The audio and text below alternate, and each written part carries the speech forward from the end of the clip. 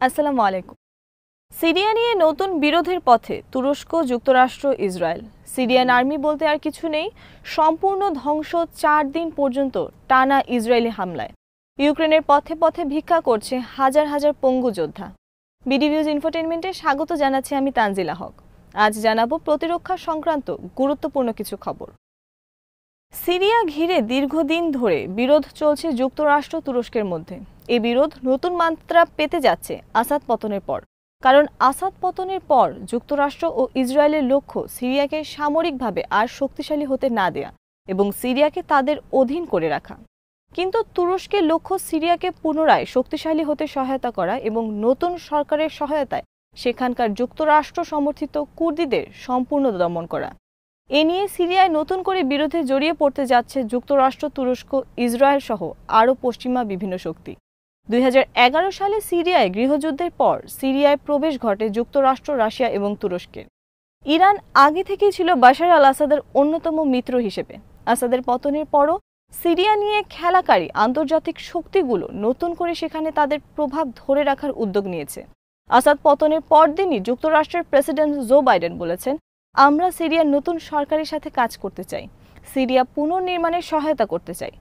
পরের দিন মঙ্গলবার যুক্তরাষ্ট্রের জাতীয় নিরাপত্তা উপদেষ্টা জ্যাক সালিভান বলেছেন, সিরিয়ার সব বিদ্রোহীদের সাথে কাজ করতে চায় যুক্তরাষ্ট্র। বুধবার হোয়াইট হাউসের পক্ষ থেকে আবার বলা হয়েছে, সিরিয়ার নতুন সরকারকে পূর্ণ সহযোগিতা এবং সমর্থন করছে তারা। অথচ সিরিয়ার যেসব বিদ্রোহী গ্রুপ বাশারকে ক্ষমতা থেকে উৎখাত করেছে তাদের অনেকগুলোই যুক্তরাষ্ট্রের সন্ত্রাসী তালিকাভুক্ত। এমনকি বিদ্রোহীদের প্রধান নেতা মোহাম্মদ আল জুলানি যুক্তরাষ্ট্রের মৃত্যু পরোয়ানা নিয়ে হাঁটছেন। যুক্তরাষ্ট্র তার মাথার মূল্য ঘোষণা করেছে $10 মিলিয়ন অনেক আগে। সিরিয়ায় আইএস সন্ত্রাস দমনের নামে ২০১৪ সালে প্রবেশ করে যুক্তরাষ্ট্র আর্মি। সেখানে তারা সমর্থন দেয় আসাদ বিরোধী কুর্দিদের সশস্ত্র গ্রুপ সিরিয়ান ডেমোক্রেটিক ফোর্সকে। এ নিয়ে যুক্তরাষ্ট্র সিরিয়ায় বিরোধে জড়ায় তুরস্কের সাথে, কারণ সিরিয়ার কুর্দিরা তুরস্কের দক্ষিণ অংশসহ কুর্দিস্তান প্রতিষ্ঠা করতে চায়। আর তারা অনেকদিন ধরে নাশকতা চালিয়ে আসছে তুরস্কের অভ্যন্তরে। তুরস্ক বিরোধী এ সশস্ত্র গ্রুপকে সহায়তা দেয় যুক্তরাষ্ট্র। বিনিময়ে যুক্তরাষ্ট্র কুর্দিদের সহায়তায় সিরিয়া থেকে লুট করে তেলসহ অনেক মূল্যবান সম্পদ। আসাদের পতনের ফলে সিরিয়া, লেবানন থেকে বিদায় ঘটেছে ইসরায়েলের চিরশত্রু ইরানের। যুক্তরাষ্ট্র এবং ইসরায়েল উভয়ের লক্ষ্য সিরিয়াকে ইসরায়েলের জন্য হুমকি মুক্ত রাখা এবং নতুন সিরিয়ার ওপর নিয়ন্ত্রণ প্রতিষ্ঠা করা। ইরান যেন এখানে আর ফিরে না আসতে পারে সে ব্যবস্থা করা। ২০১৪ সালে সিরিয়ায় যুক্তরাষ্ট্রের প্রবেশের পর রাশিয়া সেখানে সেনা পাঠায় গণহত্যাকারী বাশার আল আসাদকে রক্ষায়। রাশিয়া, ইরান ও হিজবুল্লাহর সহায়তায় বাশার আল আসাদ গণহত্যা পরিচালনা করে দমন করতে সক্ষম হয় সিরিয়ার বিদ্রোহীদের। তবে উত্তর সিরিয়া সহ সিরিয়ার প্রায় অর্ধেক এলাকা দখলে থেকে যায় যুক্তরাষ্ট্র সমর্থিত কুর্দি এবং তুরস্ক সমর্থিত কয়েকটি বিদ্রোহী গ্রুপের হাতে। সিরিয়ায় প্রবেশের ফলে রাশিয়া ভূমধ্যসাগরে ফিরে পায় সোভিয়েত আমলের প্রভাব। সিরিয়া রাশিয়াকে ৪৯ বছরের জন্য লিজ দেয় বিমান ও নৌঘাঁটি স্থাপনের জন্য। সিরিয়া নৌঘাঁটির মাধ্যমে রাশিয়ার জন্য প্রভাব বিস্তার সহজ হয় আফ্রিকার বিভিন্ন দেশে। সিরিয়ার ঘাঁটি থেকে অস্ত্র, রসদ ও সেনা পাঠায় রাশিয়া আফ্রিকার বিভিন্ন দেশে। রাশিয়া এখন বিদ্রোহীদের সাথে দরবার করছে সিরিয়ায় তাদের ভবিষ্যৎ অবস্থান নিশ্চিত করার জন্য। অপরদিকে ইরানেরও লক্ষ্য সিরিয়ায় আবার তাদের একটি অবস্থান তৈরি করা। সেজন্য তেহরান বলেছে তারা নতুন সরকারকে সহযোগিতা করতে চায়। তবে ইরানের বিরুদ্ধে তীব্র ক্ষুব্ধ সিরিয়ার সাধারণ মানুষ, কারণ ইরান একটি মুসলিম দেশ হয়েও বাশার আল আসাদের মতো একজন গণহত্যাকারী মাফিয়া অত্যাচারী শাসককে টিকিয়ে রাখার জন্য সর্বোচ্চ শক্তি ব্যয় করেছে। সিরিয়ার কোটি কোটি মুক্তিকামী মানুষের বিরুদ্ধে ছিল ইরান। ইরান সমর্থিত লেবাননের হিজবুল্লাহ সরাসরি বাশার আল আসাদের পক্ষে যুদ্ধ করেছে বিদ্রোহীদের বিরুদ্ধে, সিরিয়ার মুক্তিকামী মানুষের বিরুদ্ধে। সিরিয়ানদের মন থেকে সহজে মোছা নেই সেই স্মৃতি। আসাদের পতনের পর সিরিয়ার সাধারণ মানুষ ভাঙচুর করেছে দামেস্কে ইরানি দূতাবাসে।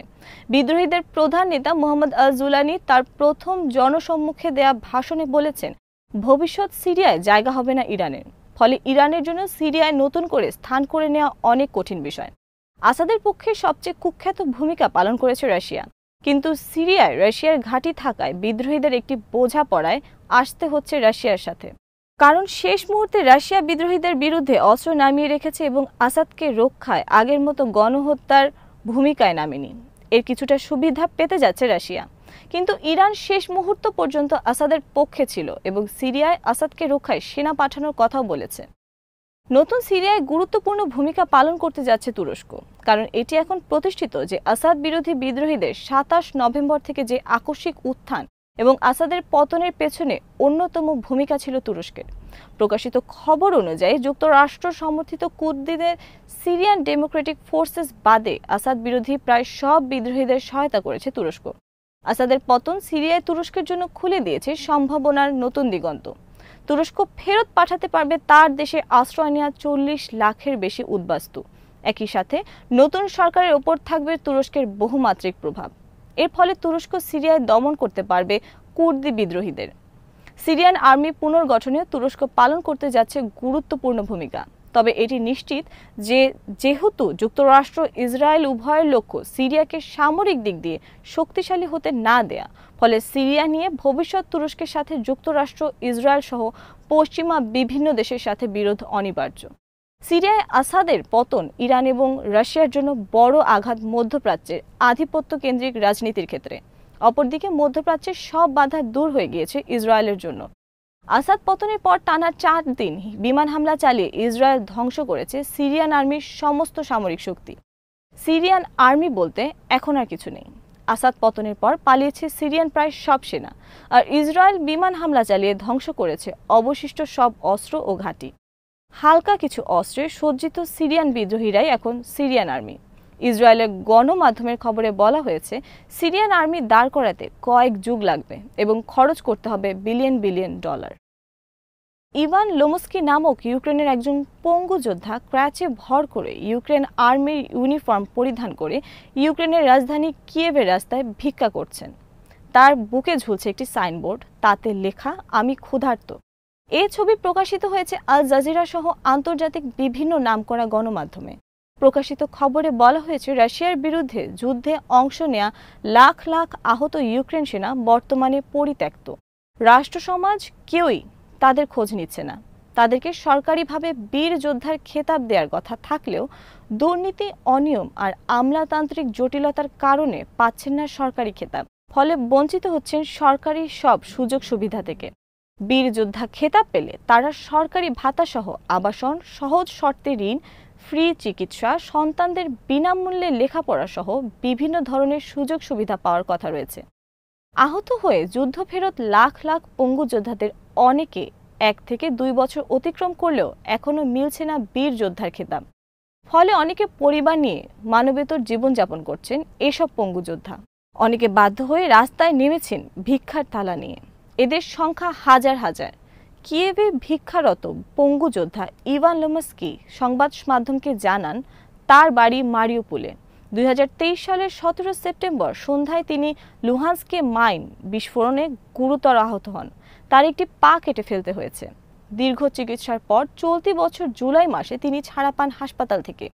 আয় রোজগারের কোনো পথ না থাকায় পরিবার নিয়ে তিনি অবর্ণনীয় দুর্দশার শিকার হন। শেষ পর্যন্ত বাধ্য হন ভিক্ষার পথ বেছে নিতে। জীবনের ঝুঁকি নিয়ে ইউক্রেনের জন্য যুদ্ধে গিয়ে পঙ্গুত্ব বরণ করে এখন তিনি রাস্তার ভিক্ষুক। কথা বলতে বলতে কেঁদে ফেলেন ২ সন্তানের পিতা ইভান লোমস্কি। অনেকে বলেছেন যারা যুদ্ধে না গিয়ে বিদেশে পালিয়ে গিয়েছে তারা বেশ ভালো আছে, বসে বসে বিদেশি ভাতা পাচ্ছেন, আরামের সাথে জীবনযাপন করছেন। আর আমরা যুদ্ধ করে পঙ্গু হয়ে এখন সমাজ ও সরকারের পক্ষ থেকে পরিত্যক্ত। চলতি সপ্তাহে ইউক্রেনের প্রেসিডেন্ট ভলোদিমির জেলেনস্কি স্বীকার করেছেন রাশিয়ার বিরুদ্ধে যুদ্ধে আহত হয়েছে ইউক্রেনে ৩,৭০,০০০ সেনা। বস্তুত বেসরকারি হিসেবে এ সংখ্যা আরও অনেক বেশি। তাদের অনেকে পঙ্গু। ইউক্রেন প্রতিরক্ষা মন্ত্রণালয় থেকে বলা হয়েছে তাদের লাখ লাখ সেনা আহত হয়েছে। তার মধ্যে মাত্র ৪০,০০০ সেনাকে বীর যোদ্ধা খেতাব দিতে পেরেছে, যারা রাষ্ট্রীয় সুযোগ সুবিধা পেতে শুরু করেছে। মৃত্যুর ঝুঁকি নিয়ে রাশিয়ার বিরুদ্ধে দেশের জন্য এ যুদ্ধে নেমে আহত হয়ে এখন তারা ভিক্ষা করতে বাধ্য হচ্ছে। অপরদিকে নিয়মিত খবর প্রকাশিত হচ্ছে জেলেনস্কি প্রশাসনের লোকজন নানাভাবে লুটপাট করছে বিদেশ থেকে আসা সাহায্য সহযোগিতা। আজ এখানেই শেষ করছি। সমরাস্ত্র, প্রতিরক্ষা ও কূটনীতির নানা তথ্য জানতে চোখ রাখুন বিডিভিউজ ইনফোটেইনমেন্টে। চ্যানেলটি ভালো লাগলে সাবস্ক্রাইব করুন। সংযুক্ত থাকুন আমাদের ফেসবুক পেজে। আল্লাহ হাফেজ।